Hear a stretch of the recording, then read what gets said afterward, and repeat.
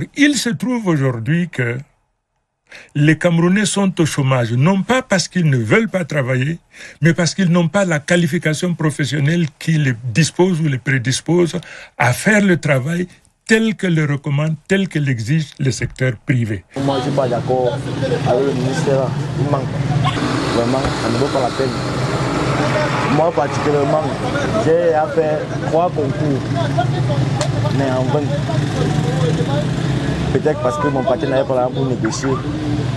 Bien même, quand il y a aussi même ce problème de discrimination qui dérange aussi dans ce pays.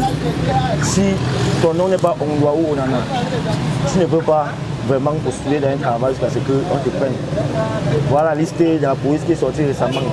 Rien que les gens du centre, rien que les gens du centre, rien que les gens du centre. Tu vois que ça ne donne pas. Les écoles de formation sont chères, par-ci par-là. Après la laverie comme ça, qu'on peut se battre avec des gens comme ça, là, moi je vois plus. Bien se battre en blanc comme les gens font là. Et même quand tu te bats même, là, ils ne te laissent pas. Ils sont derrière toi, les vendus des ananas, ça donnait même un peu. Là, m'a retiré sur ça.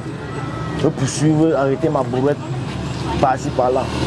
Pour finir, tu es obligé de laisser. Je ne suis pas vraiment d'accord. Aussi, parce que les écoles de formation, comme vous dites au Cameroun, sont vraiment chères. Du coup, lorsque le parent dépense tant d'argent, il s'attend à ce que l'enfant finisse sa formation et trouve du travail et qu'il ait au moins un salaire rentable pour pouvoir aider ses frères aussi et autres. La sortie du ministre, en réalité, en ce moment, vient ressortir un fléau qui mine vraiment la société camerounaise, celui du chômage. Alors, dans son propos linéaire, il disait ceci: si les jeunes ne travaillent pas parce qu'en réalité, ils n'ont pas de compétences professionnelles. Alors, sur ce cas, je suis d'accord avec lui. Pourquoi? Alors, je vais prendre un domaine bien précis pour mieux éclaircir la chose. Nous sommes dans le domaine des TIC. On a beaucoup de jeunes qui confondent le diplôme et la compétence professionnelle. Alors, à ce niveau, qu'est-ce qu'il faudrait savoir? Au niveau de la compétence professionnelle, c'est outiller le jeune afin qu'il soit apte sur le terrain. Le diplôme vient juste compléter en réalité vos connaissances. Ça vient prouver que vous avez été formé. Donc,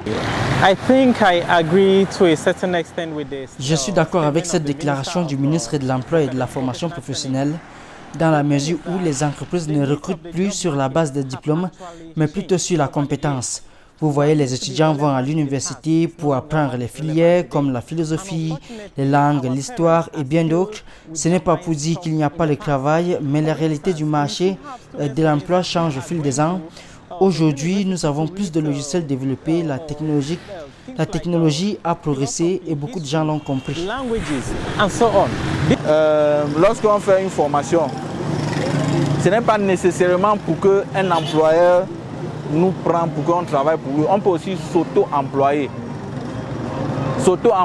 Mais ça ne veut pas dire s'auto-employer, ne veut pas nécessairement dire qu'on ne va pas partir apprendre quelque part avant de venir s'auto-employer. Parce que le meilleur patron ou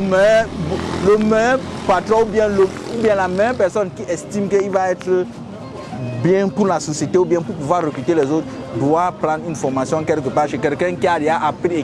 Si certains jeunes ont de la difficulté à être ou bien à trouver de l'emploi, c'est seulement parce qu'ils n'ont pas cet outil de formation adéquat.